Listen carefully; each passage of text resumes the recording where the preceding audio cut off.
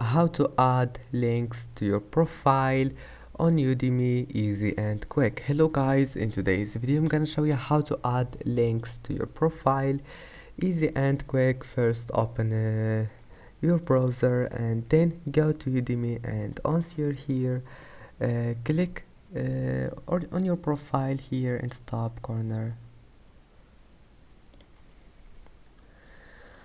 and as you see here you will find your profile settings. Now just scroll down and here you will find links. Now just add any website you want here, and you can add your Twitter, Facebook and LinkedIn and YouTube, and then save it, and that's it. Just type here anything you want,